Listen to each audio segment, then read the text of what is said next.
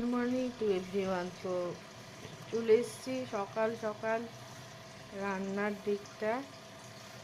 এমনিতে দেরিও হয়ে গেছে, 8টা বেজে গেছে। তো জল বসালাম একটু, কারণ এই ডিটক্স ওয়াটারটা করেছিলাম তো সেটা ফ্রিজে রাখা থাকে, আমি ফ্রিজেই রাখি। একটু উষ্ণ গরম জল করে খাবো। চালটা রাতেই ভিজিয়ে রেখেছিলাম যাতে একটু তাড়াতাড়ি হয়। সব দিন হয় না সময়, আজকে দেরিতে শুয়েছি যার জন্য চাল। ছোলার ডালটা হয়ে গেল। আজকে আমি মেনলি ডালটা একটু অন্যরকম করে করেছি। মেনলি জিরে, আদা, ঘি, গরম মশলা দিয়ে ছোলার ডাল করি, কিন্তু আজকে কারি পাতা, তেজপাতা, শুকনো লঙ্কা, কালো জিরে দিয়ে করেছি।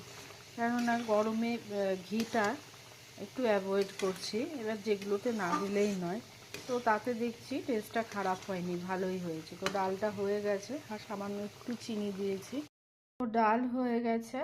আর এখানে এটা কি লাউ ছেঁচকি, আলু ভাজা, ছেলেকে খেতেও দিয়ে দিয়েছি।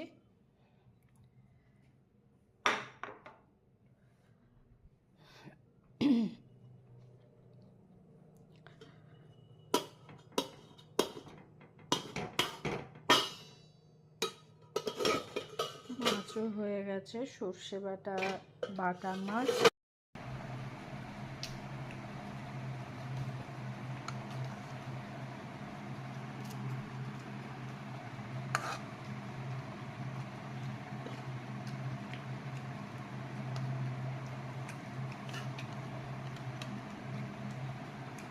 মাছ আরেকটা দেবো?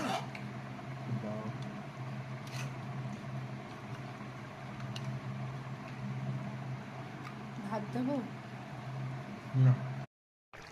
পটলের তরকারিটা হয়ে গেছে। এবার একটু এই বাদাম আর কিশমিশ বাটা দেবো, আর দেবো একটু ঘি।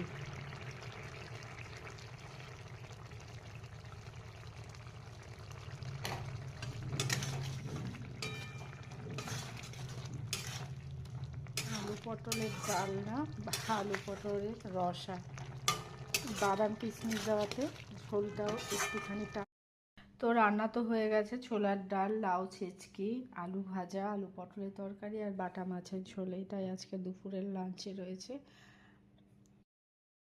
তো লাঞ্চে আছে আলু পেঁয়াজ ভাজা, ছোলার ডাল, লাউ ছেঁচকি, আলু পটলের তরকারি আর বাটা মাছ সর্ষে পোস্ত দিয়ে একটু আলু দিয়ে।